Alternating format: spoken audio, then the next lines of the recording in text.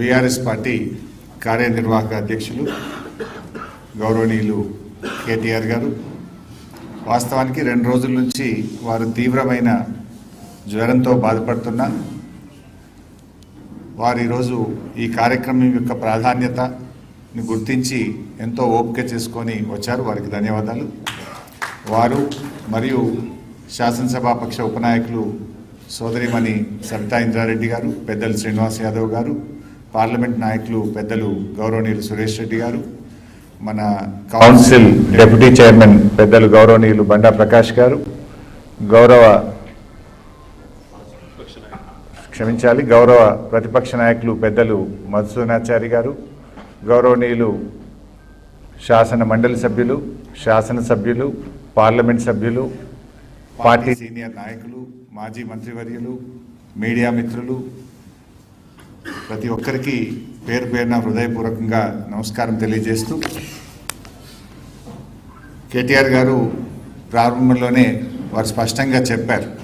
శాసనసభ నడిపిన తీరు, రేవంత్ రెడ్డి గారి వ్యవహార శైలి చాలా స్పష్టంగా వివరించారు. నేను మధ్యలో ముందుకు పోయినప్పుడు కూడా చెప్తాను. ముఖ్యంగా నిన్న శాసనసభ చూస్తే కాంగ్రెస్ పార్టీ తన ద్రోహాలను, వైఫల్యాలను కప్పిపుచ్చుకోవడానికి ఉత్తమ్ కుమార్ రెడ్డి గారు కట్టుకథలను, రేవంత్ రెడ్డి గారు పిట్ట కథలను చెప్పేటువంటి ప్రయత్నం చేశారు. పూర్తిగా మాట్లాడడం జరిగింది. తెలంగాణ రాష్ట్ర ప్రయోజనాలను ఫనంగా పెట్టిందే కాంగ్రెస్ పార్టీ. అయితే కాంగ్రెస్ చేసిన ద్రోహాన్ని, మోసాన్ని సరిదిద్ది తెలంగాణకు శాశ్వత నీటి హక్కులు కాపాడే విధంగా, నీటి హక్కులు పొందే విధంగా ప్రాజెక్టులు నిర్మించిన చరిత్ర బీఆర్ఎస్ పార్టీది.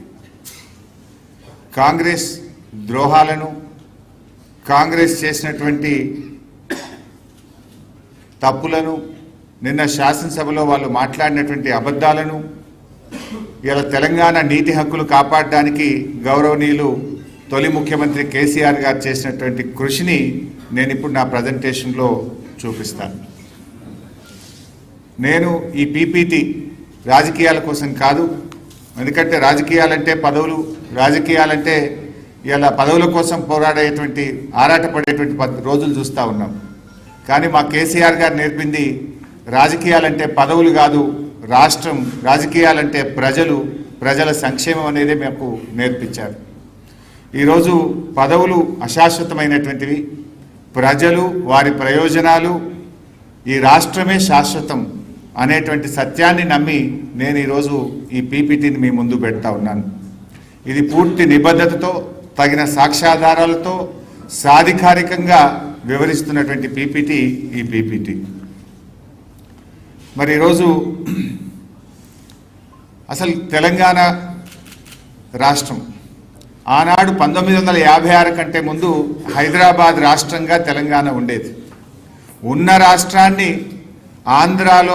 ఆంధ్రప్రదేశ్తో కలిపిన పార్టీయే కాంగ్రెస్ పార్టీ. మొదటి ఎస్ఆర్సి తెలంగాణను సొంత రాష్ట్రంగా ఉంచాలని ఫజల్ అలీ కమిషన్ స్పష్టంగా చెప్పినా కూడా ఆనాడు తెలంగాణను ఆంధ్రప్రదేశ్లో కలిపి మరణ శాసనం రాసిన పార్టీ కాంగ్రెస్ పార్టీ. 1969 తెలంగాణ తొలి ఉద్యమంలో 369 మందిని కాల్చి చంపిన పార్టీ కాంగ్రెస్ పార్టీ. ఆనాడు ఫజల్ అలీ కమిషన్ వద్దనంగా కూడా బలవంతంగా ఆంధ్రప్రదేశ్తో కలుపుతుంటే సిటీ కాలేజీలో పోరాటం చేస్తే సిటీ కాలేజీలో ఫైరింగ్ జరిపి విద్యార్థులను పొట్టన పెట్టుకున్న పార్టీ కాంగ్రెస్ పార్టీ.